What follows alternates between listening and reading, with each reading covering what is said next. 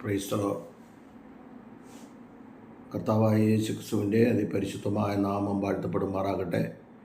വീണ്ടും ഒരു പ്രാവശ്യം കൂടി കർത്താവായ യേശുക്രിസ്തുവിൻ്റെ മാറ്റമില്ലാത്ത തിരുവചനവുമായി നിങ്ങളുടെ മധ്യത്തിലായിരിക്കാൻ, ദൈവം ഭാഗത്താണിരിക്കാൻ സർവകൃപാലുവായ ദൈവം അടിയൻ്റെ ജീവിതത്തിൽ ഒരുക്കി തന്ന വിലയേറിയ മകൾ ഭാഗ്യത്തെ ഓർത്ത് അടിയൻ നന്ദിയോട് ദൈവത്തെ സ്തുതിക്കുന്നു, സ്തോത്രം ചെയ്യുന്നു.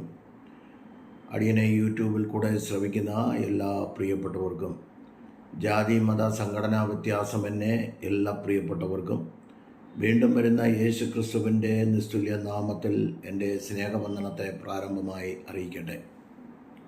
കഴിഞ്ഞ വീഡിയോയിലിട്ടു ചില ആത്മീയ ചിന്തകളെക്കുറിച്ച് തിരുവചനടിസ്ഥാനത്തിൽ ഇടുവാനിടയായി. എന്നാൽ ഇന്നും ആത്മീയ ചിന്തയോടുള്ള ബന്ധത്തിൽ തന്നെ ഈ തിരുവെഴുത്തുകളിൽ നിന്ന് ചില ഭാഗങ്ങൾ എടുത്തുകൊണ്ട് അത് ചുരുക്കത്തിൽ ചില കാര്യങ്ങളെ ഓരോ പോയിന്റുകളെടുത്ത് പറയുവാനായി താല്പര്യപ്പെടുകയാണ്. അത് ദൈവദാസന്മാർക്ക്, വിശ്വാസ കുടുംബങ്ങൾക്ക്, ദൈവദാസിമാർക്ക് പ്രയോജനപ്പെടുന്നെങ്കിൽ ഭയപ്പെട്ടും പേടിച്ചും വിറച്ചും ഒക്കെ ഇരിക്കുന്നവർക്കൊക്കെ ഇതൊരു വിടുതലായി തീരുമെങ്കിൽ ആകട്ടെ എന്ന പ്രാർത്ഥനയോടെ മുന്നോട്ട് പോകാൻ താല്പര്യപ്പെടുന്നു. തിരുവചന ചിന്തയിലേക്ക് കടക്കുവാൻ താല്പര്യപ്പെടുന്നു. ഇത് കേട്ട് ഗ്രഹിക്കുമെങ്കിൽ, കഴിഞ്ഞ വീഡിയോയിൽ ഇട്ടതുപോലെ ഗ്രഹിക്കുമെങ്കിൽ ഉറപ്പായിട്ട് ദൈവവചനമാണ്, എൻ്റെ സ്വന്തം ബുദ്ധിയിലൊന്നുമല്ല. എന്നാൽ ചില പുസ്തകങ്ങളിൽ നിന്ന് വായിക്കുന്നതും എടുക്കുന്നതും എല്ലാം കൂടെ ചേർത്തുകൊണ്ട് തന്നെയാണ്. അല്ലാതെ എനിക്ക് വലിയ പഠനമോ പ്രാഗൽഭ്യമോ പാണ്ഡിത്യമോ ഒന്നുമില്ല. പിന്നെ പണ്ട് ഒരു ദൈവദാസൻ മരിക്കാറായി കിടന്നപ്പോൾ ഇങ്ങനെ പറഞ്ഞു,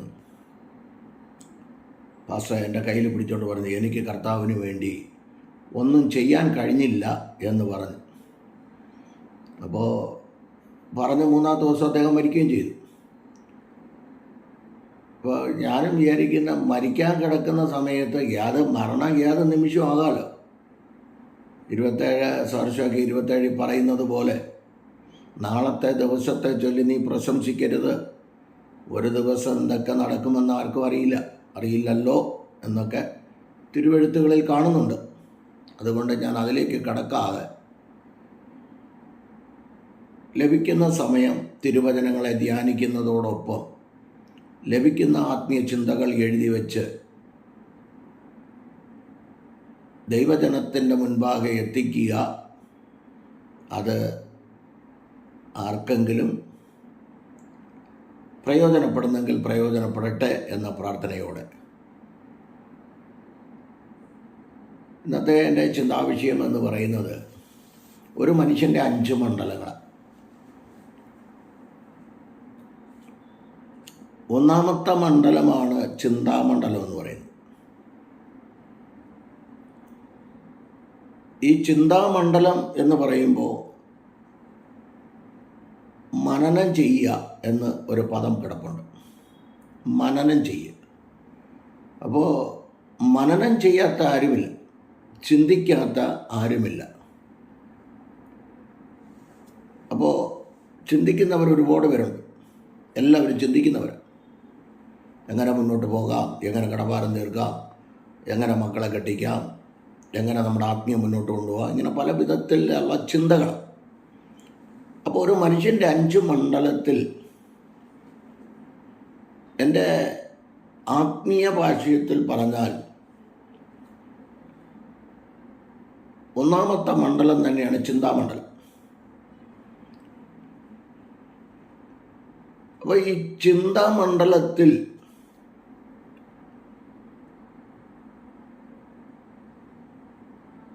എന്താണ് സംഭവിക്കുന്നത്? ഓടിച്ച 4-5 പോയിന്റുകൾ പറയുവാൻ താല്പര്യപ്പെടുക. കൊലോസ്യർ 3-ാം അധ്യായത്തിലേക്ക് വരും. 1 മുതൽ 3 വരെ വായിക്കും. അപ്പോസ്തലനായ പൗലോസ് യേശുക്രിസ്തുവിൻ്റെ തലയോളം ദർശിച്ചു കൊണ്ടിരുന്ന ദൈവസഭയോട്, കൊലോസ്യ സഭയോട് പറയുന്നു, നിങ്ങൾ ഉയരത്തിലുള്ളത് ചിന്തിപ്പിൻ. ഈ ചിന്തയെക്കുറിച്ച് ഒരുപാട് കാര്യങ്ങളുണ്ട്. ഒന്ന്, ലോത്തിനെ അബ്രാമിനെ എടുത്തു കഴിഞ്ഞാൽ ഉൽപ്പത്തി 13 പുള്ളി സോതോമിനെ കുറിച്ച് ചിന്തിച്ചു. ലോത്ത്, അബ്രാം എന്ന അബ്രഹാം, അവിടെയൊക്കെ അബ്രാമാണ്.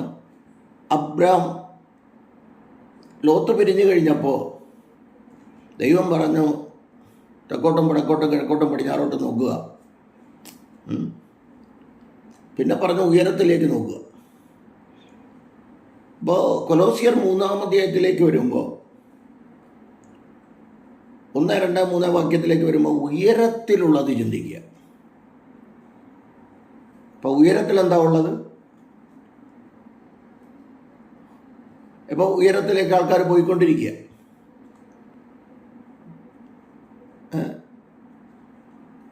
അപ്പോൾ നക്ഷത്രങ്ങളുടെ ഇടയിൽ കൂട് വയ്ക്കുമെന്നുള്ളതൊക്കെ പ്രവചനപ്രകാരം കൂട് വയ്ക്കാൻ ആൾക്കാർ പദ്ധതി ഇടുക. മനുഷ്യൻ്റെ ചിന്ത ഉയരങ്ങളിലേക്ക്, ശാസ്ത്രം ഉയരങ്ങളിലേക്ക് ചിന്തിച്ചു കൊണ്ടിരിക്കുമ്പോൾ വിശുദ്ധ ബൈബിൾ ഇതെല്ലാം പ്രവചനപ്രകാരം മുൻപേ പറഞ്ഞിരിക്കുക. ഇതെല്ലാം മുൻപേ പറഞ്ഞിരിക്കുന്ന കാര്യങ്ങളാണ്. അപ്പം അതുകൊണ്ട് ഒരു മനുഷ്യൻ്റെ ചിന്ത ഇത് തന്നെ നിൽക്കുന്നില്ല, ഓടിച്ച് ചില കാര്യങ്ങൾ പറഞ്ഞ് മുന്നോട്ട് പോകും. ഒരു മനുഷ്യൻ്റെ 5 മണ്ഡലങ്ങൾ, ഒരു മനുഷ്യനിലുള്ള 5 മണ്ഡലങ്ങൾ. ഒന്നാമത്തെ മണ്ഡലം ചിന്താമണ്ഡലത്തെ ഇപ്പോൾ അതിൽ ശരീരത്തിൻ്റെ മത്തായി 5 പഠിക്കുമ്പോൾ ശരീരത്തിൻ്റെ വിളക്ക് കണ്ണാകുന്നു. അപ്പോൾ ദൈവവചനത്തിന് വിരുദ്ധമായി കണ്ടാൽ, ദൈവവചനത്തിന് വിരുദ്ധമായി നോക്കിയാൽ അത് ചിന്താമണ്ഡലങ്ങളിലേക്ക് കൊടുക്കും. കാണുന്നു, ചിന്തിക്കുന്നു. ദൈവവചനത്തിന് വിരുദ്ധമായത് ഒരു ദൈവ പൈതൽ, ഒരു ദൈവദാസൻ, ദൈവദാസി, കുഞ്ഞുങ്ങൾ, വിശ്വാസ കുടുംബങ്ങൾ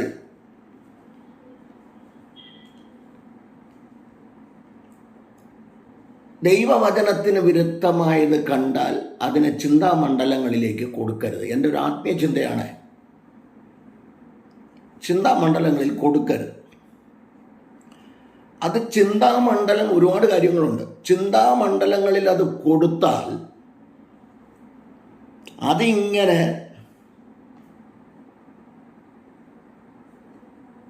യാക്കോബ് 1:15 മോഹം ഗർഭം ധരിച്ച് പാപത്തെ പ്രസവിക്കുന്നത് പറഞ്ഞതുപോലെ അത് ചിന്താമണ്ഡലങ്ങളിൽ കണ്ണിൽ കണ്ടത് ദൈവവചനത്തിന് വിരുദ്ധമായതിനെ കണ്ടെങ്കിൽ അന്നേരം തന്നെ ദൈവസന്നിധിയിൽ ഏറ്റുപറഞ്ഞ് പ്രാർത്ഥിച്ച് കുറവുകളെ ദൈവസന്നിധിയിൽ ഏറ്റുപറഞ്ഞ് മാനസാന്തരപ്പെട്ട്, ഡെയിലിയാണ് മാനസാന്തരപ്പെട്ട് അത് അന്നേരം തന്നെ അങ്ങ് കഴുകി കളഞ്ഞേക്കണം, ചിന്തയിൽ നിന്നെടുത്ത് കളഞ്ഞേക്കണം.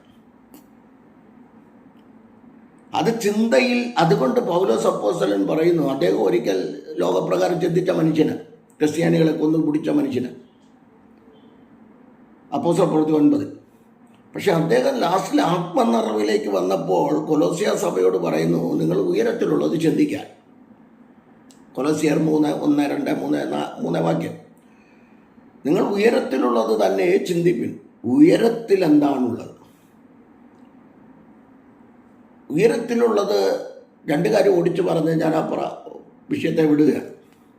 ഇത് പറയുമ്പോൾ തന്നെ എല്ലാവർക്കും അറിയാം, എന്നെക്കാൾ കൂടുതൽ അറിവുള്ളവരും പ്രാഗൽഭ്യമുള്ളവരും PhD എടുത്ത ദൈവാസന്മാരും ദൈവാസിമാരും ഒക്കെ ഉണ്ട്, അവരൊക്കെ ഇത് കേൾക്കുന്നുണ്ട്. അപ്പോൾ നമുക്ക് വിഷയത്തിലേക്ക് വരുമ്പോൾ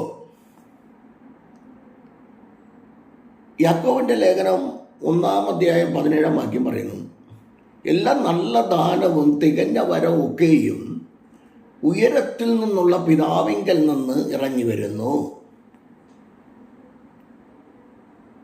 അടുത്ത് പറയുന്നു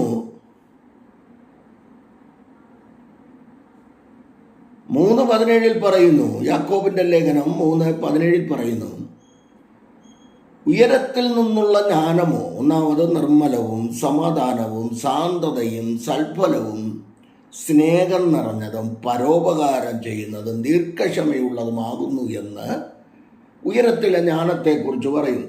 യോബിൻ്റെ പുസ്തകം തത്വജ്ഞാനിയുടെ പുസ്തകമാണല്ലോ. തത്വജ്ഞാനികളുടെ പുസ്തകമായ യോബിൻ്റെ പുസ്തകത്തിൽ 28:12 ചോദിക്കുന്നു, ജ്ഞാനം എവിടെ കണ്ടുകിട്ടും? വിവേകത്തിൻ്റെ ഉത്ഭവസ്ഥാനം എവിടെ? ആൻസർ യോബിൻ്റെ പുസ്തകം 28:28. കർത്താവിനോടുള്ള ഭക്തി തന്നെ ജ്ഞാനം, ദോഷം അകന്ന് നടക്കുന്നത് തന്നെ വിവേകം. തിരുവെഴുത്തിൻ പ്രകാരം പഠിച്ചു കഴിഞ്ഞാൽ സാദൃശ്യവാക്യം 1:7 പറയുന്നു, യഹോവ ഭക്തി ജ്ഞാനത്തിൻ്റെ ആരംഭം ആകുന്നു.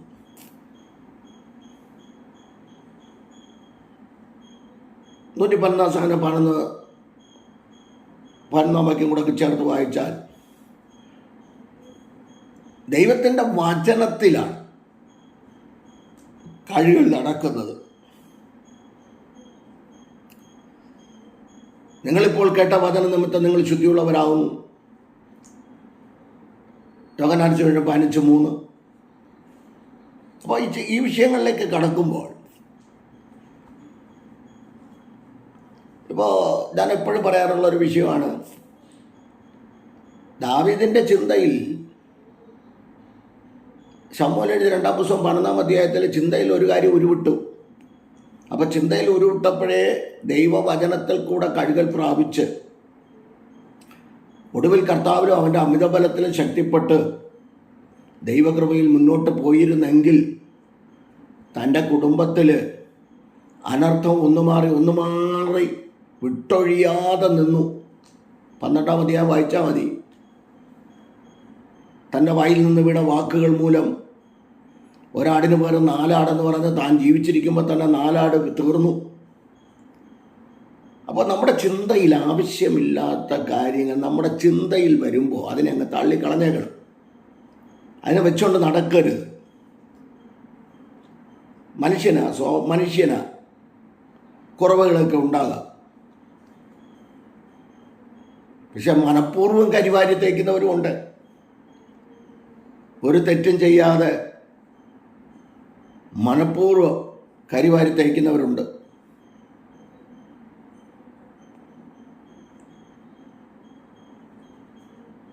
എല്ലാവരും ഒറ്റപ്പെടുത്തി എല്ലാവരും ഒന്നായി ചേർന്ന് നിന്ന്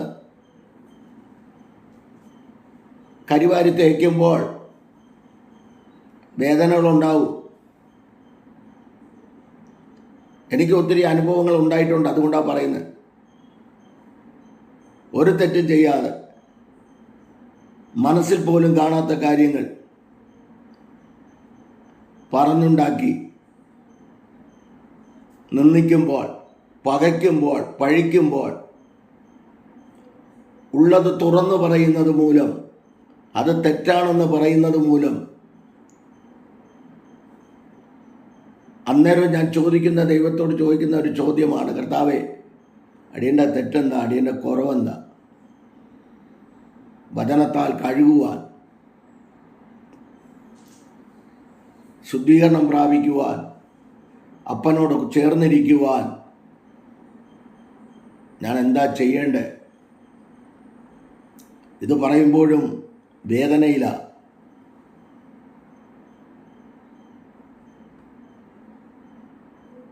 അപ്പോൾ ഒന്നാമത്തെ മണ്ഡലവും ചിന്താമണ്ഡലമാണ്.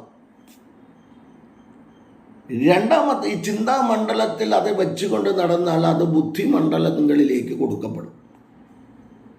ഒരു മനുഷ്യൻ്റെ 5 മണ്ഡലമാണ് പറയുന്നത്, ബാക്കിയൊക്കെ ഓടിച്ചു പറയും. ബുദ്ധിമണ്ഡലങ്ങളിലേക്ക് കൊടുക്കപ്പെടും. ബുദ്ധിമണ്ഡലങ്ങളിലേക്ക് കൊടുത്താൽ ലൂക്കോസ് 24:45 യേശുക്രിസ്തു പറഞ്ഞു, തിരുവെഴുത്തുകളെ തിരിച്ചറിയേണ്ടതിന് അവരുടെ ബുദ്ധിയെ തുറന്നു. യെശയ്യാ 50:5 അവരുടെ ചെവിയെ തുറന്നു എന്നുണ്ട്.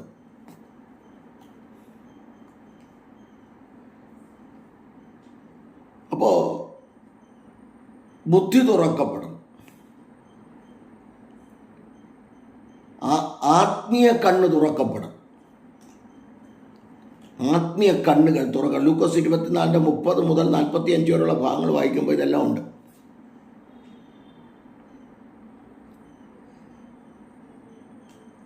ആത്മീയ കണ്ണുകളാണ് തുറക്കപ്പെടേണ്ടത്.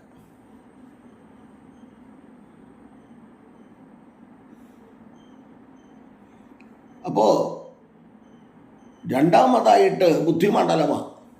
അപ്പം ചിന്താമണ്ഡലങ്ങളിൽ ഒരു തെറ്റ് ഉരുവിട്ട് ചിന്തിച്ച് നടന്നാൽ അത് ബുദ്ധിമണ്ഡലങ്ങളിൽ കൊടുക്കും. അത് പിന്നെ ശരീരത്തിൽ കൊടുക്കും.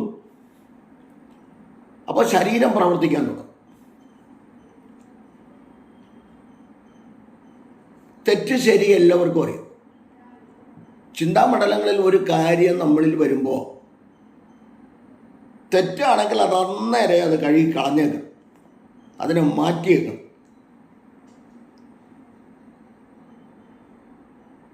ഇല്ലെങ്കിൽ അത് ബുദ്ധിയിൽ കൊടുക്കുമെന്ന് മനസ്സിലാക്കണം. അത് കഴിഞ്ഞ ബുദ്ധിയിൽ കഴുകൽ പ്രാപിച്ചില്ല എങ്കിൽ ശരീരത്തിൽ കൊടുക്കും. ശരീരം പ്രവർത്തിക്കും. കാരണം റോമർ 8-ാം അധ്യായം നിങ്ങൾ മസ്റ്റാ വായിക്കും. അവിടെ എഴുതിയിരിക്കുന്ന ഒരു പദമുണ്ട്, ജഡത്താൽ ജനിച്ചത്. 8:5 മുതൽ താഴോട്ട് വായിക്കുമ്പോൾ, ജഡത്താൽ ജനിച്ചത് ജഡമാകുന്നു, ആത്മാവിനാൽ ജനിച്ചത് ആത്മാവാകുന്നു.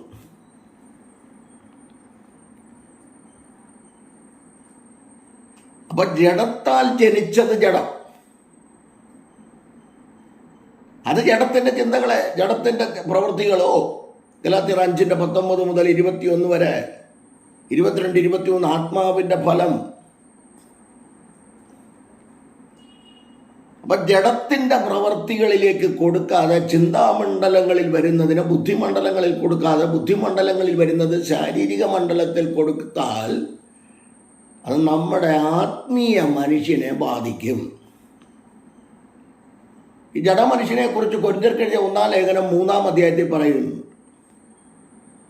ഈ ജഡികൻ എന്ന് പറയുന്നത്, ജഡികൻ എന്ന് പറയുന്നത് ഈ ലോകപ്രകാരം നടക്കുന്നവരെ അല്ല, ലോകത്തിലുള്ള വ്യക്തികളെ കുറിച്ചല്ല, ദൈവസൃഷ്ടികളെ കുറിച്ചല്ല, ആത്മീയമായി വന്നിട്ട് ജഡത്തിന്റെ പ്രവൃത്തികളെ ചെയ്യുന്നവനെ കുറിച്ചാണ് ജഡികൻ എന്ന് പറയുന്നത്.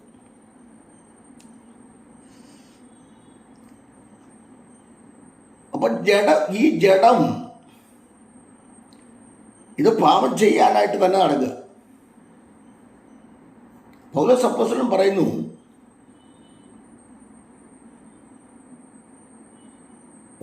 കൊരിന്ത്യർക്കെഴുതിയ 1-ാം ലേഖനം 9:27 പറയുന്നു, ഞാൻ പ്രസംഗം കഴിഞ്ഞ് മടങ്ങി ഭവനത്തിൽ വരുമ്പോൾ ഞാൻ എൻ്റെ ശരീരത്തെ ദണ്ഡിപ്പിച്ച് അടിമയാക്കുക അത്രയേ ചെയ്യുന്നത്. 7-ാം അധ്യായം 21 മുതൽ 27 വരെയുള്ള ഭാഗങ്ങൾ നിങ്ങൾ വായിക്കുമ്പോൾ, റോമർ 7-ാം അധ്യായം വായിക്കുമ്പോൾ, അയ്യോ ഞാൻ അരിഷ്ട മനുഷ്യൻ താൻ വിളിക്കുക.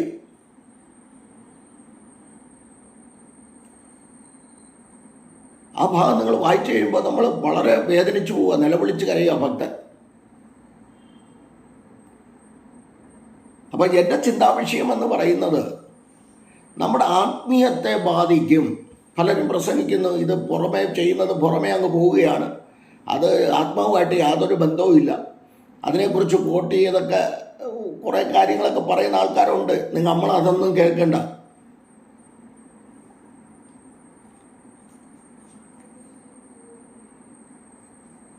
ആ കർത്താവിൻ്റെ കരങ്ങളിൽ സമർപ്പിച്ചു കൊടുക്കുക. ആത്മാവ്, പ്രാണൻ, ദേഹം.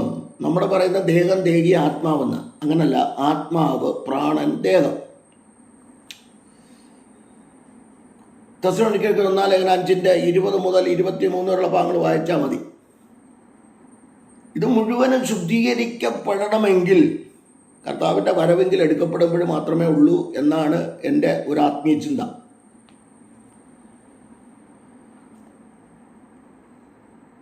അതുവരെ ഈ ജഡത്തെ അടിമയാക്കി, പൗലോസ് അപ്പോസ്തലൻ പറയുന്നത് പോലെ കൊരിന്ത്യർക്ക് 1-ാം ലേഖനം 9:27 അടിമയാക്കി കൊണ്ടുപോകും. അതാണ് ഉപവാസവും പ്രാർത്ഥനയും എന്ന് പറയുന്നത്.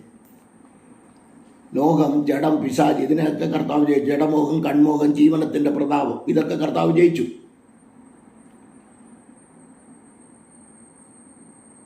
റോമർ 8-ാം അധ്യായം മസ്റ്റ് വായിക്കുക. 7-ാം അധ്യായം, 6-ാം അധ്യായം. ഞാൻ പറയാറുണ്ട്, റോമർ 6-ാം അധ്യായം 60 പ്രാവശ്യം വായിക്കണം, റോമർ 7-ാം അധ്യായം 70 പ്രാവശ്യം വായിക്കണം, റോമർക്കെഴുതിയ 8-ാം അധ്യായം 80 പ്രാവശ്യം വായിക്കണം. അപ്പോഴേ അത് ശരിയായിട്ട് ക്ലിയർ ആകുന്നു. എൻ്റെ വിഷയത്തിലേക്ക് വരാം. അടുത്ത പൗലോസ് അപ്പോസ്തലന്റെ ഭാഷയിൽ പറഞ്ഞാൽ, എൻ്റെ പുറമേയുള്ള മനുഷ്യൻ ഇങ്ങനെ ക്ഷയിച്ചു പോയാൽ എൻ്റെ അകമേയുള്ള മനുഷ്യൻ നാൾക്ക് നാൾ പുതുക്കം പ്രാപിക്കുന്നു. അപ്പോൾ അകത്തെ മനുഷ്യൻ, പുറത്തെ മനുഷ്യൻ. യോഹന്നാൻ 11-ാം അധ്യായം എടുത്തു കഴിഞ്ഞാൽ പുറത്തെ മനുഷ്യന് വേണ്ടത് മാർത്ത ഒരുക്കുമ്പോൾ അകത്തെ മനുഷ്യന് വേണ്ടത് മറിയ ഒരുക്കും. പുറത്തെ മനുഷ്യനെ നിറയ്ക്കാൻ മാർത്ത ഒരുക്കുമ്പോൾ, കഷ്ടപ്പെടുമ്പോൾ, അകത്തെ മനുഷ്യനെ വളർത്താൻ മറിയ കർത്താവിൻ്റെ കാൽക്കലിരിക്കുന്നു.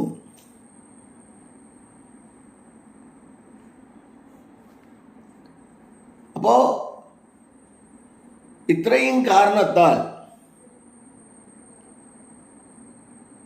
ഈ പലരുടെയും വാഗ്ദത്തങ്ങൾ നിറവേറാതെ കിടക്കുന്നതിൻ്റെ കാരണം പ്രാർത്ഥിച്ചപ്പോൾ എനിക്ക് മനസ്സിലായ കാര്യങ്ങളാണ് ഞാനീ പറയുന്നത്. അതിന് ഒന്ന്, ചിന്താമണ്ഡലം, ബുദ്ധിമണ്ഡലം, ശാരീരിക മണ്ഡലം, ആത്മീയ മണ്ഡലം, അടുത്ത് വാഗ്ദത്ത മണ്ഡലം. 5-ാമത്തെ മണ്ഡലമാണ് വാഗ്ദത്ത മണ്ഡലം. അപ്പോൾ വാഗ്ദത്തം എന്ന് പറയുമ്പോൾ അബ്രാമിൽ കൂടെ കൊടുക്കപ്പെടുന്നു വാഗ്ദത്തം. ഉൽപ്പത്തി 1-ന്റെ 26, 27, 28 കൊടുക്കുന്നു വാഗ്ദത്തം. വാഗ്ദാനങ്ങളെ പുതുക്കി കൊടുക്കുന്നു 9-ാം അധ്യായത്തിൽ. വാഗ്ദത്തങ്ങളെ പുതുക്കി കൊടുക്കുന്നു.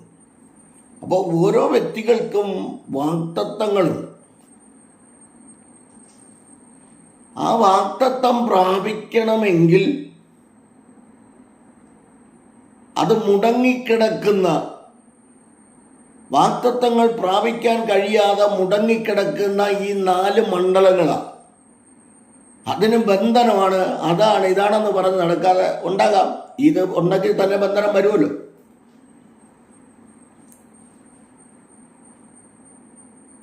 ഞാൻ എന്നെ തന്നെ ശോധന ചെയ്യും.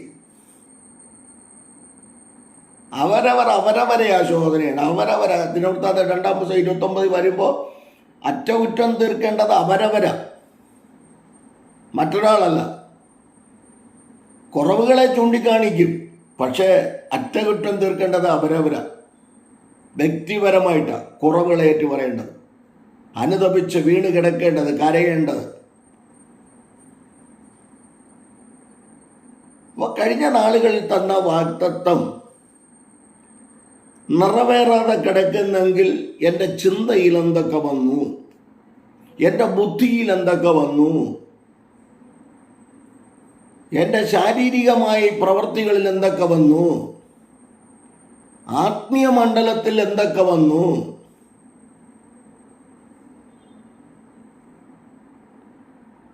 ഈ 4 കാര്യം ചിന്തിച്ചാൽ ഈ 4 ഭാഗങ്ങൾ ആദ്യം കഴുകൽ നടക്കട്ടെ.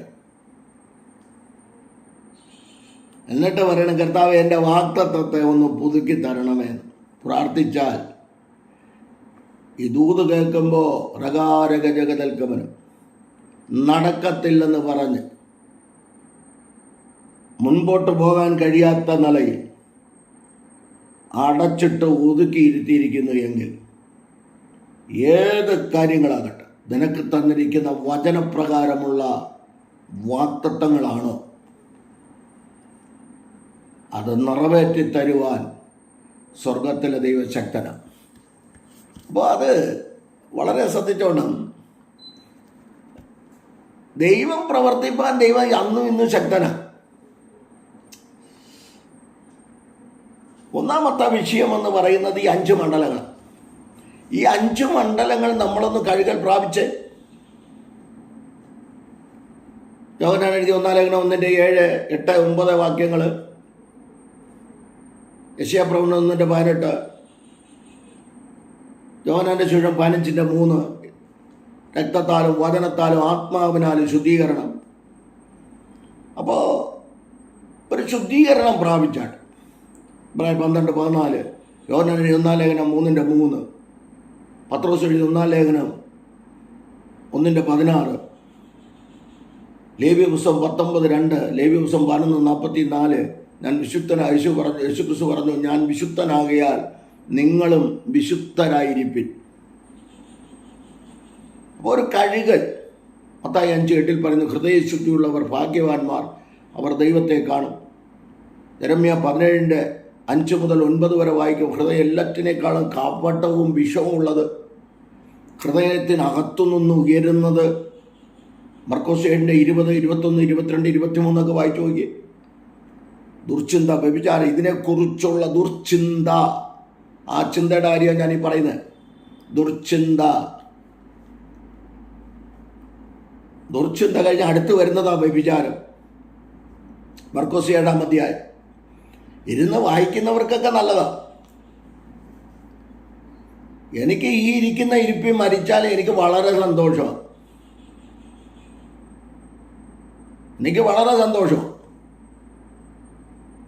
എനിക്ക് ആ നിത്യത കിട്ടിയാൽ മതി.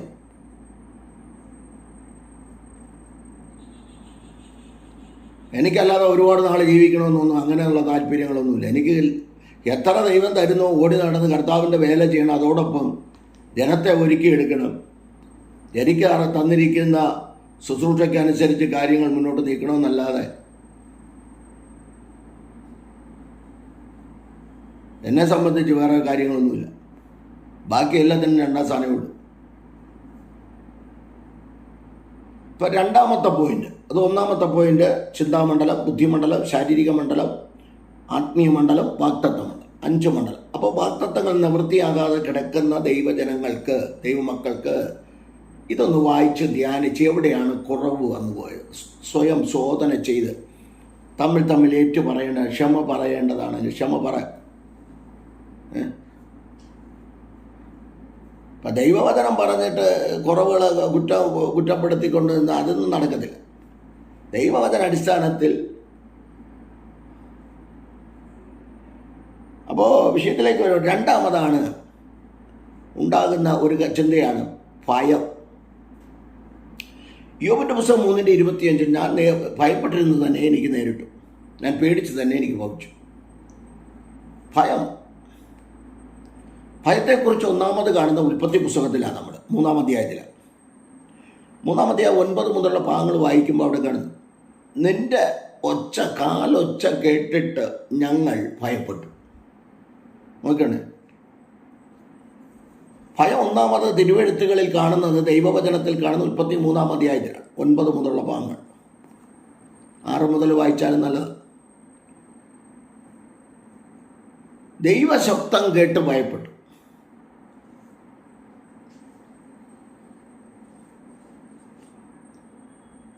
പുറപ്പാട് പുസ്തകം 2-ാം അധ്യായം 10 മുതലുള്ള ഭാഗങ്ങൾ വായിക്കുമ്പോൾ, 10, 11, 12 ഭാഗങ്ങൾ വായിക്കുമ്പോൾ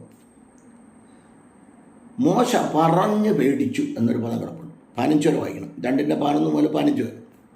പറഞ്ഞു പേടിച്ചു. ചിലർ പറഞ്ഞാ പേടിക്കുന്നത്. ഇവിടെ ഒച്ച കേട്ടിട്ട് ഞങ്ങൾ നഗ്നരാകൊണ്ട് ഞങ്ങൾ ഭയപ്പെട്ട് ഒളിച്ചിരിക്കും.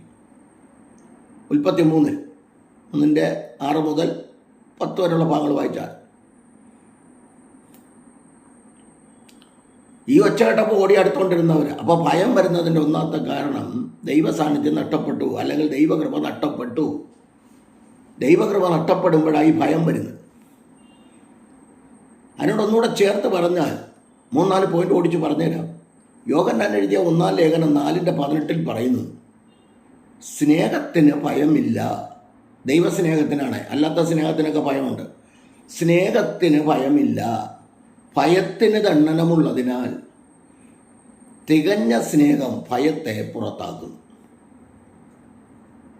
അപ്പം തികഞ്ഞ സ്നേഹം ഭയത്തെ പുറത്താക്കുന്നു. അപ്പോൾ 1ാമത്തെ ഭയം, 3 ഭയത്തെക്കുറിച്ച് ഓടിച്ച് പറയാം. 1ാമത്തെ ഭയം ഒരുപാടുണ്ട്. മരണഭയം. എല്ലാവർക്കും മരിക്കാൻ പേടി. എല്ലാവർക്കും ഉണ്ടെന്ന് എനിക്ക് തോന്നുന്നില്ല. എന്നാൽ 100 പേരെ എടുത്താൽ ഒരു 90% മരിക്കാൻ പേടി. എനിക്ക് മരിക്കാൻ പേടിയില്ല, ഉറപ്പായിട്ട് പറയും. ആ നിത്യതയുടെ വെളിപ്പാടുണ്ടെങ്കിൽ, ആ നിത്യത കിട്ടുമെന്ന് ഉറപ്പുണ്ടെങ്കിൽ മരണത്തെക്കുറിച്ച് ഭയപ്പെടേണ്ട കാര്യം ഇല്ല. അതിനകത്ത് ഇംഗ്ലീഷിൽ വായിച്ചൊരു പദം ഇങ്ങനെയാണ്: fear of death. Fear of death, മരണഭയം.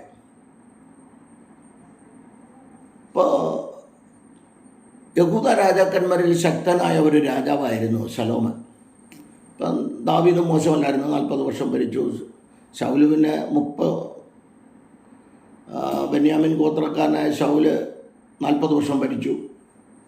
പുള്ളി 2 വർഷമേ കൃപയോട് ഭരിച്ചുള്ളൂ, ബാക്കി 38 വർഷവും കൃപയില്ലാതെ ഭരിച്ചു.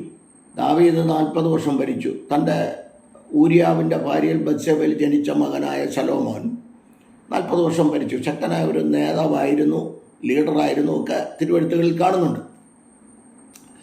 എന്നാൽ ഉത്തമഗീതം 3-ാം അധ്യായം അതിൻ്റെ 7-8 ഭാഗങ്ങളിലേക്ക് 6 മുതൽ വായിക്കണം. 6, 7, 8 ഭാഗങ്ങളിലേക്ക് വരുമ്പോൾ അവിടെ പറയുന്നുണ്ട് ശലോമോന് ഭയമുണ്ട്.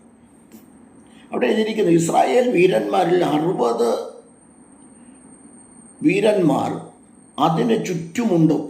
ശലോമോൻ്റെ പല്ലക്കിന് ചുറ്റുമുണ്ടെന്ന് 6-ാം വാക്യം കൂടെ ചേർത്ത് വായിച്ചോണം. 60 വീരന്മാർ ചുറ്റിനുമുണ്ട്, അവരെല്ലാവരും വാളെടുത്ത യുദ്ധസമർത്ഥന്മാർ. എന്നാൽ അടുത്ത പദം എഴുതിയിരിക്കണേ, രാത്രിയിലെ ഭയം നിമിത്തം. 3-6 മുതലുള്ള ഭാഗങ്ങൾ വായിച്ചോണം. രാത്രിയിലെ ഭയം നിമിത്തം ഓരോരുത്തൻ അരയ്ക്ക് വാൾ കെട്ടിയിരിക്കുന്നു. ഏതാണ് വാള്? എബ്രായർ 4:12. ആത്മീയചിന്തയിലേക്ക് വരുമ്പോൾ ദൈവത്തിൻ്റെ വചനം ജീവനും ചൈതന്യമുള്ള ഇരുവായത്തിലുള്ള ഏത് വാളിനേക്കാളും മൂർച്ചയേറിയതും ആത്മാവിനെയും പ്രാണനെയും സന്ധി മജ്ജകളിലേക്ക് തുളച്ചു ചെല്ലുന്ന ദൈവത്തിൻ്റെ വചനമാകുന്ന വാള്. യെശയ്യാ 55:10-11 കൂടെ ചേർത്ത് വായിച്ചാൽ, മഴയും ഹിമവും ആകാശത്ത് പെയ്യുകയും അവിടേക്ക് മടങ്ങാതെ വണ്ണം വിതപ്പാൻ വിത്തും തിന്മാനാകാരവും നൽകത്തക്കവണ്ണം ഭൂമിയെ നനച്ച് ഫലവത്താക്കി വിളയിക്കുന്നത് പോലെ എൻ്റെ വായിൽ നിന്ന് പുറപ്പെടുന്ന എൻ്റെ വചനമായിരിക്കും. അത് വെറുതെ എൻ്റെ അടുക്കിലേക്ക് മടങ്ങി വരാതെ എനിക്ക് ഇഷ്ടമുള്ളത് നിവർത്തിക്ക് അയച്ച കാര്യം സാധിപ്പിക്കുന്ന വചനം. ഇത് വാളാകുന്ന വചനം. അപ്പോൾ അവർക്ക് രാത്രിയിലെ ഭയം. സങ്കീർത്തനം 91-4-5 വാക്യങ്ങൾ വായിച്ച് രാത്രിയിലെ ഭയത്തെയും പകൽ പറക്കുന്ന രാത്രിയിലെ ഭയം. ഇവിടെ രാത്രിയിലെ ഭയം നിമിത്തം ഓരോരുത്തരും അവനവൻ്റെ അരയ്ക്ക് വാൾ കെട്ടിയിരിക്കുന്നത്. അപ്പോൾ 60 പേർ യുദ്ധസമർത്ഥന്മാർക്ക് പേടിയുണ്ട്, ശലോമോന് പേടിയുണ്ട്. ശലോമോന് പല്ലക്കിന് ചുറ്റും 60 യുദ്ധസമർത്ഥന്മാരായ ഇസ്രായേൽ വീരന്മാരുണ്ട്. അപ്പോൾ ശലോമോന് ഭയം. ആർക്കാ ഭയമില്ലാത്ത? നമ്മുടെ ഭരണാധികാരികളോട് ചോദിച്ചു നോക്കി, അവർക്കും ഉണ്ട് ഭയം. അവർക്ക് ചുറ്റിനും കണ്ടില്ലേ ഭയം നിമിത്തം? ആർക്കാ പേടിയില്ലാത്ത? 29 സംസ്ഥാനത്തിലെ മുഖ്യന്മാരോട് ചോദിച്ചേ, അവർക്ക് പേടിയുണ്ട്. പ്രധാനമന്ത്രിയോട് ചോദിച്ചാൽ പ്രധാനമന്ത്രിക്ക് പേടിയുണ്ട്. പ്രസിഡന്റിനോട് ചോദിച്ചാൽ പ്രസിഡന്റിന് പേടിയുണ്ട്. ജഡ്ജിമാരോട് ചോദിച്ചാൽ ജഡ്ജിമാർക്ക് പേടിയുണ്ട്. ഇനി പോലീസ് അധികാരികളോട് ചോദിച്ചാൽ അവർക്ക് പേടിയുണ്ട്. പല വിധത്തിലാണ് ഭയം. എല്ലാവർക്കും ഭയമുണ്ട്. ഇവിടെ ശലോമോന് ഭയം. അപ്പോൾ ഒന്നാമത്തത് ഫിയർ ഓഫ് ഡെത്ത് എന്ന മരണഭയം.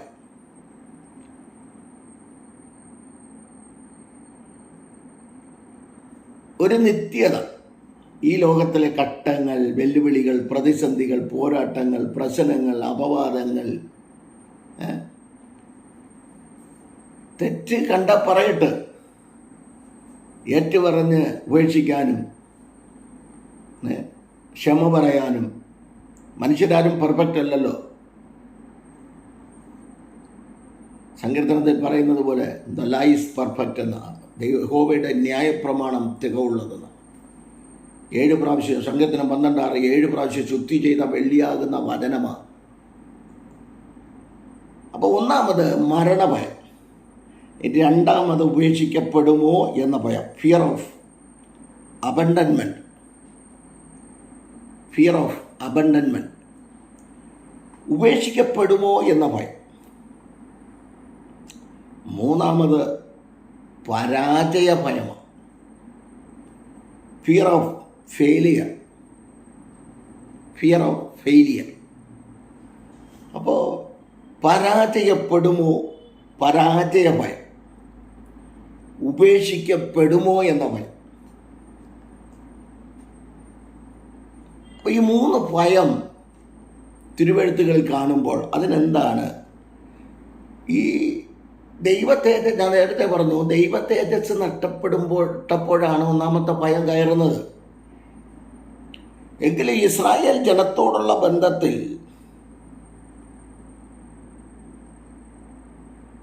പറയുമ്പോൾ ലേവ്യ പുസ്തകം 26-ാം അധ്യായം 6, 7, 8, 9 വാക്യങ്ങൾ നിങ്ങൾ വായിച്ചോണം. ഞാൻ ദേശത്ത് സമാധാനം തരും, നിങ്ങൾ കിടക്കും, ആരും നിങ്ങളെ ഭയപ്പെടുത്തുകയില്ല. ദുഷ്ടമൃഗങ്ങളെ ഞാൻ നീക്കിക്കളയും, ദേശത്തു നിന്ന് നീക്കിക്കളയും. വാൾ നിങ്ങളുടെ ദേശത്തുകൂടെ കടക്കുകയില്ല. നിങ്ങളിൽ 5 പേർ 100 പേരെ ഓടിക്കും, നിങ്ങളിൽ 100 പേർ 10,000 പേരെ ഓടിക്കും. നിങ്ങളുടെ ശത്രുക്കൾ, നിങ്ങളെ ഭയപ്പെടുത്തുന്ന ശത്രുക്കൾ നിങ്ങളുടെ മുൻപിൽ വാളിനാൽ വീഴും.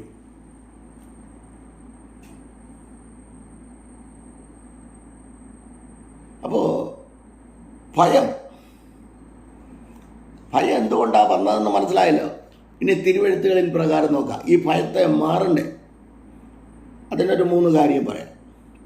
തിമോത്തിയോസിന് എഴുതിയ 2-ാം ലേഖനം 1:7 അവിടെ എഴുതിയിരിക്കുന്നു, നാം ഭീരുത്വത്തിൻ്റെ ആത്മാവിനെ അല്ല നാം പ്രാപിച്ചത്. ഭീരുത്വത്തിൻ്റെ ആത്മാവിനെ അല്ല നാം പ്രാപിച്ചത്. ഒന്നാമത് ശക്തിയുടെ ആത്മാവിനെയാണ് പ്രാപിച്ചത്. അതിന് സ്പിരിറ്റ് ഓഫ് പവർ, ശക്തിയുടെ ആത്മാ, സ്പിരിറ്റ് ഓഫ് പവർ. രണ്ടാമത് സ്നേഹത്തിൻ്റെ ആത്മാവിനെയാണ് പ്രാപിച്ചത്, സ്പിരിറ്റ് ഓഫ് ലവ്. തിമോത്തിയോസിന് എഴുതിയ 2-ാം ലേഖനം 1:7 കാര്യം പറയാം, സ്പിരിറ്റ് ഓഫ് ലവ്, അടുത്ത് സുബോധത്തിൻ്റെ ആത്മാവ്, spirit of a sound mind, സുബോധത്തിൻ്റെ ആത്മാവ്, spirit of a sound mind, സുബോധത്തിൻ്റെ ആത്മാവ്. അപ്പോൾ ശക്തിയുടെ ആത്മാവ്, സ്നേഹത്തിൻ്റെ ആത്മാവ്, സുബോധത്തിൻ്റെ ആത്മാവ്. ഈ ആത്മാവിനെ പ്രാപിച്ചാൽ നമ്മൾ ഭയപ്പെടേണ്ട കാര്യമില്ല.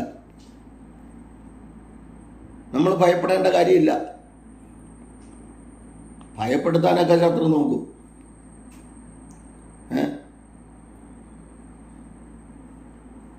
പല വിധത്തിലും നെഹമ്യാവിനെ, ഞാൻ ഇതിനു മുൻപൊരു വീഡിയോ ഇട്ടപ്പോൾ ഞാൻ പറഞ്ഞു, നെഹമ്യാവിനെ 6 വിധത്തിലാണ് ഭയപ്പെടുത്താൻ നോക്കിയത്. നെഹമ്യാവിൻ്റെ പുസ്തകം പഠിക്കുമ്പോൾ, 1, നിനക്കെതിരെ കള്ളപ്പരാതി അയക്കുമെന്ന് പറഞ്ഞ് ഭീഷണിപ്പെടുത്തി. 2, ഒരു കുറുക്കൻ കയറിയാൽ ഈ മതിലിടിഞ്ഞ് വീഴുമെന്നും പറഞ്ഞ് ഭീഷണിപ്പെടുത്തി. 3, തോബിയാവിനെ സൻബല്ലത്തും നോവത്തി എന്ന പ്രവാചകന്മാർ ഒന്നിച്ചുകൂടി.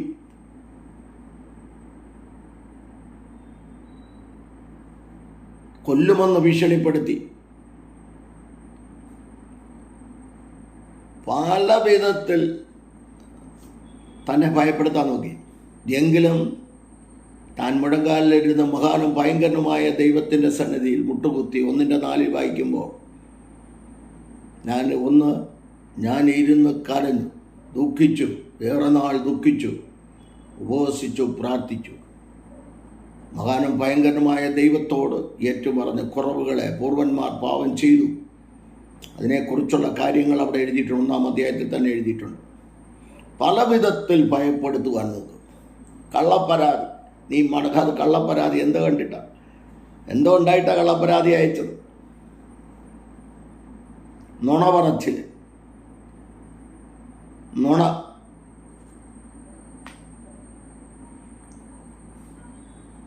അതാരുടെ ആത്മാവാണെന്ന് അറിയില്ല. നുണ പറയുന്ന ആത്മാവ്.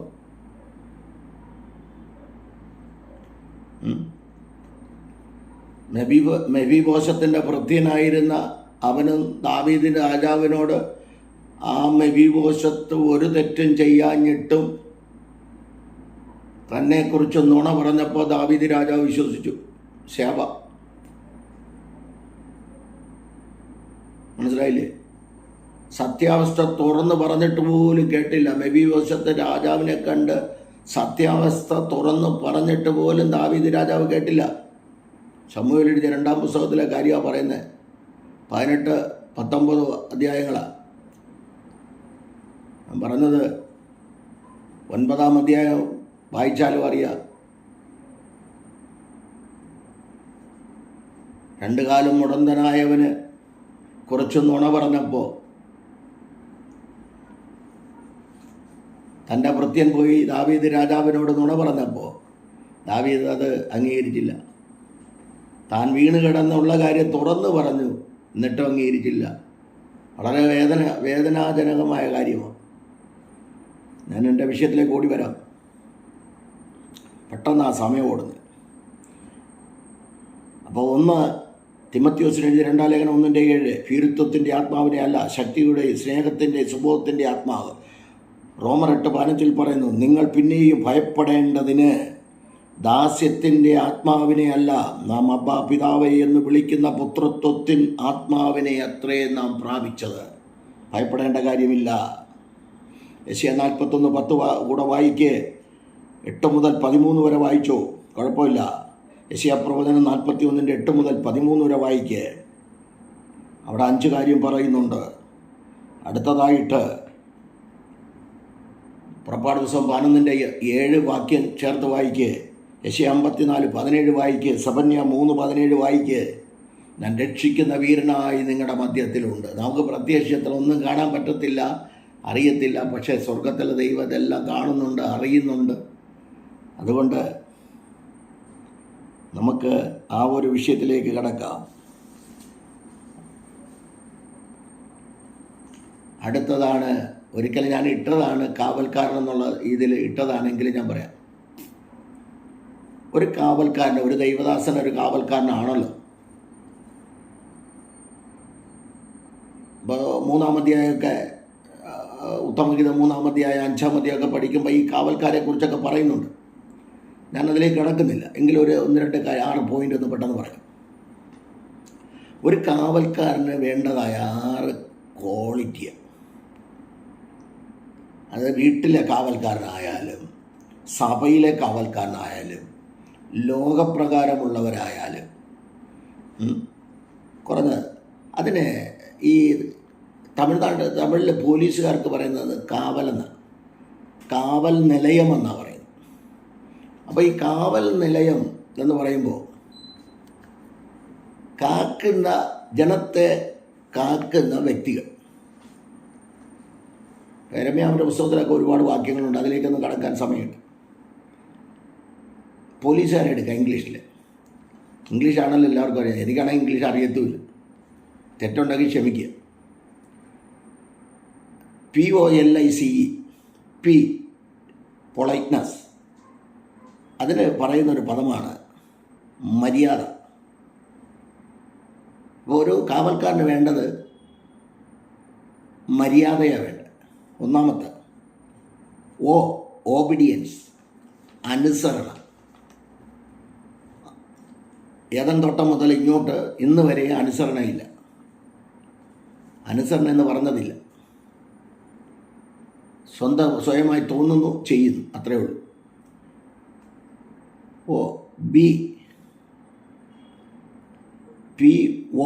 അടുത്ത് ലോയൽറ്റി, ആത്മാർത്ഥത. ഞാൻ കഴിഞ്ഞ വീഡിയോയിലിട്ടു ആ പരമാർത്ഥതയെക്കുറിച്ച്. ആത്മാർത്ഥത, ലോയൽറ്റി, ആത്മാർത്ഥത. എത്ര പേർക്കുണ്ടെന്ന് അറിയത്തില്ല ഇതിലൊക്കെ. കാവൽക്കാർക്ക് അടിച്ചു മാറ്റുന്ന കാവൽക്കാരേ ഉള്ളൂ. കറേജ്, ധൈര്യം.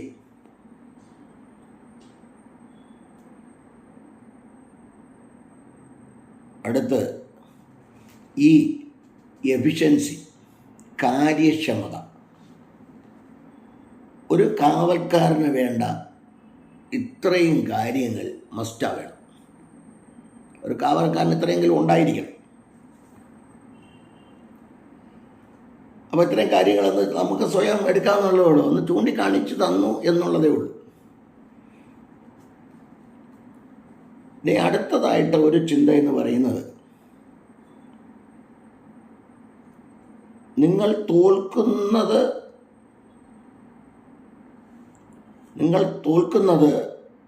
വീഴുമ്പോഴല്ല.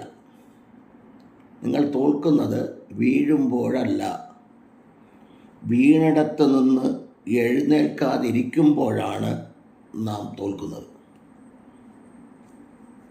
വീണിടത്ത് നിന്ന് എഴുന്നേൽക്കാതിരിക്കുമ്പോഴാണ് നാം തോൽക്കുന്നത്. തെളിവ് രാജാക്കന്മാർക്ക് എഴുതിയ 2-ാം പുസ്തകം 6-ാം അധ്യായം 1 മുതൽ 7 വരെയുള്ള ഭാഗങ്ങളാണ്. ഇതൊക്കെ പ്രസംഗിച്ചിട്ടുള്ള ഭാഗങ്ങളാണ്.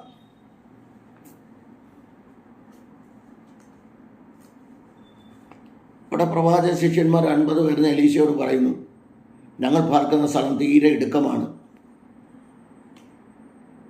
അതുകൊണ്ട് നീ യജമാനൻ്റെ സ്ഥാനത്തിൽ എന്നോടുകൂടെ പോരണം എന്ന് പറഞ്ഞ് വിളിക്കുക, അല്ലെങ്കിൽ ഞങ്ങളോടുകൂടെ പോരണമെന്ന് പറഞ്ഞ് ഒരുത്തം വിളിക്കുന്നു. പക്ഷേ വിടുതൽ കിട്ടിയത് കോടാലി ഊരി വെള്ളത്തിൽ പോയവനാണ് വിടുതൽ കിട്ടിയത്. മറ്റവൻ വിളിച്ചു, യവൻ നിലവിളിച്ചു, അയ്യോ യജമാനനെ, എൻ്റെ കോടാലി ഊരി വെള്ളത്തിൽ വീണു, അത് വായ്പ വാങ്ങിയതാണ്, അത് വായ്പ വാങ്ങിയതാണെന്ന് പറഞ്ഞ് നിലവിളിക്കാൻ തുടങ്ങി. അപ്പോൾ ചിലർ പിന്നെ വീണിടത്ത് കിടന്ന് തന്നെ അങ്ങ് ഉരുളും, വീണിടത്ത് തന്നെ കിടന്നങ്ങ് ഉരുളും. ഇതിനെക്കുറിച്ചൊക്കെ ഒരുപാട് ഉദാഹരണങ്ങൾ പറയാനുണ്ട്, ഞാൻ അതിലേക്കൊന്നും കടക്കുന്നില്ല. വചനം മാത്രമാണ് ചൂണ്ടി.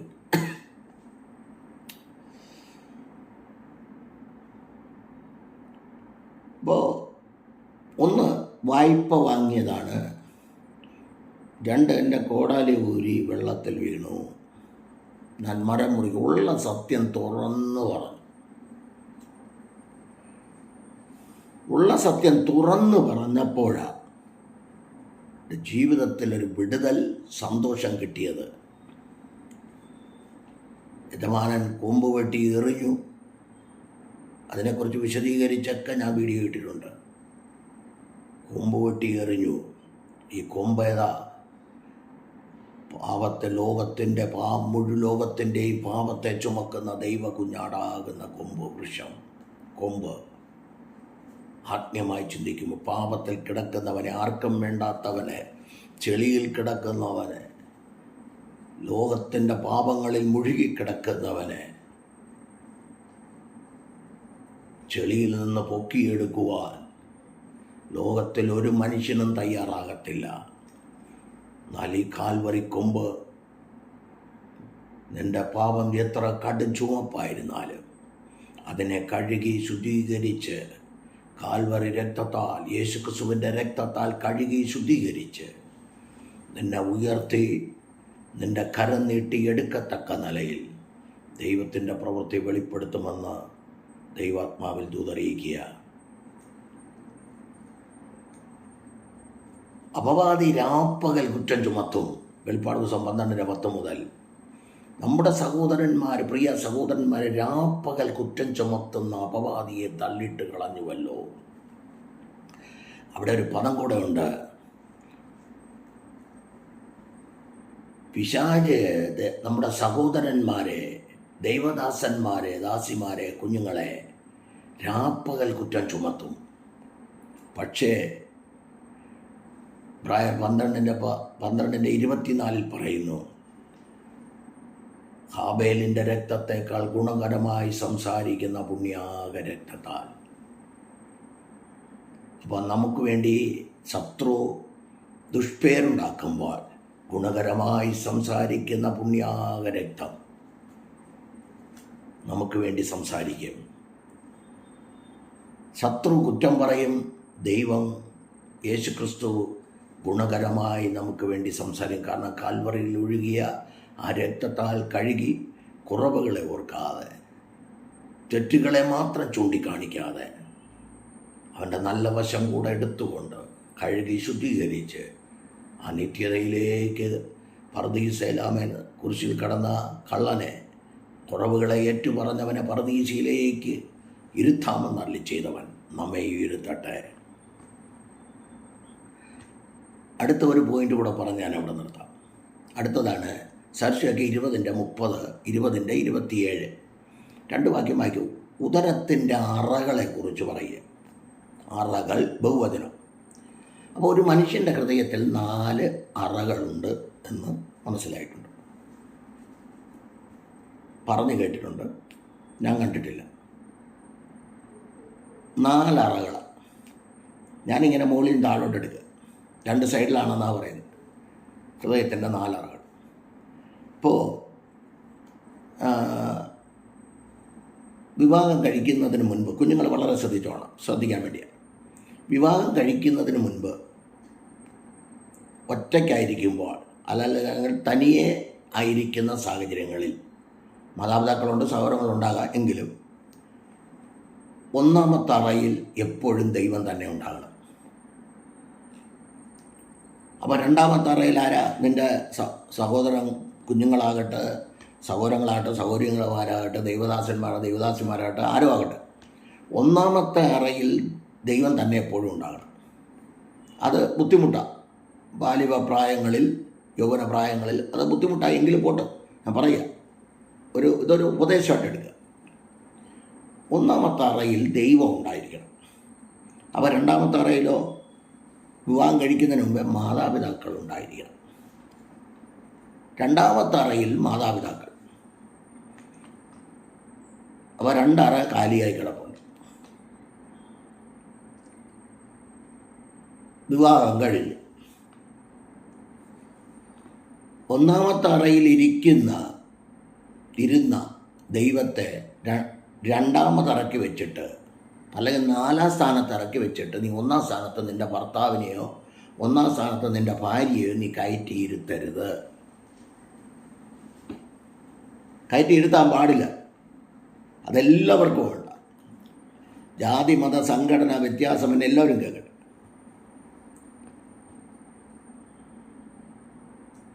അവിടെ എന്ത് ചെയ്യണം?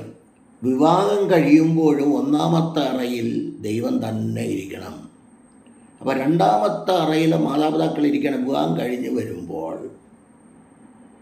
2-ാമത്തെ അറയിലിരിക്കുന്ന മാതാപിതാക്കളെ കൊണ്ട് ഓർഫനേജിൽ വിടാതെ, ഓർഫനേജിനും ഓൾഡേജ് ഹോമിലും ഒക്കെ കൊണ്ട് വിടാതെ, ഓർഫനേജ് എന്ന് പറഞ്ഞാൽ പിള്ളേരെ നോക്കാൻ വേണ്ടി കൊണ്ടുവിടുന്നവരുണ്ട്, അതുകൊണ്ടാണ് പറഞ്ഞത്.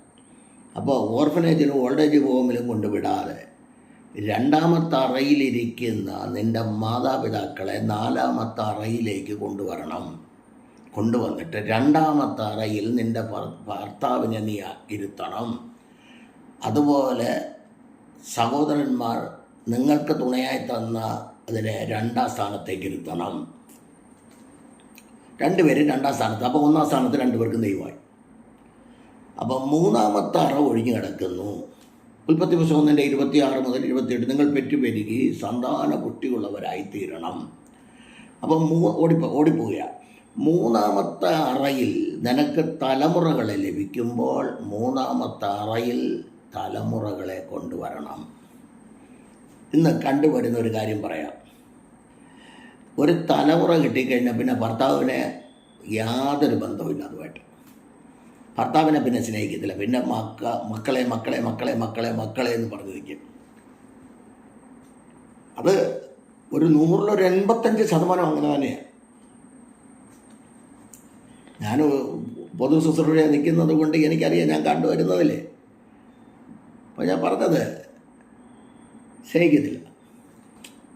നിങ്ങൾക്ക് തന്ന ജീവിതം നിങ്ങൾ ജീവിക്കുക, മക്കളെ വളർത്തണം. അപ്പോൾ 1-ാം സ്ഥാനത്ത് ദൈവമായി, മാതാപിതാക്കൾ 2-ാം സ്ഥാനത്ത് വന്നു. അപ്പോൾ 3-ാം സ്ഥാനത്ത്, 2-ാം സ്ഥാനത്ത് നിങ്ങൾ നിന്നുകൊണ്ട് 3-ാം സ്ഥാനത്ത് തലമുറകൾക്ക് സ്ഥാനം കൊടുക്കുക, മാതൃക കാണിച്ചു കൊടുക്കുക. അപ്പം 4-ാം സ്ഥാനത്ത് നമ്മൾ മാതാപിതാക്കളെ കൊണ്ടുവന്നല്ല, അതെന്തിനായി 4-ാം സ്ഥാനത്ത് കൊണ്ടുവന്നെന്ന് ചോദിച്ചു കഴിഞ്ഞാൽ സാദൃശ്യവാക്യം 17:6 പറയുന്നു, മക്കളുടെ മക്കൾ വൃദ്ധന്മാർക്ക് കിരീടം. അപ്പോൾ മക്കളുടെ മക്കൾ വൃദ്ധന്മാർക്ക് കിരീടം. കിരീടത്തെ എടുത്ത് തലയിലാണ് വയ്ക്കുന്നത്. അപ്പോൾ മക്കളുടെ മഹത്വം തങ്ങളുടെ അപ്പന്മാർ തന്നെ എന്ന് തിരുവെഴുത്തിൽ കാണുന്നു. അപ്പോൾ 1-ാം സ്ഥാനത്ത് ദൈവം, ഇതിൻ്റെ മധ്യത്തിലായിരിക്കണം നമ്മുടെ വാസം. ഇതൊക്കെ ഞാൻ എല്ലാ പോകുന്നിടത്തൊക്കെ പറഞ്ഞു കൊടുക്കാറുണ്ട്.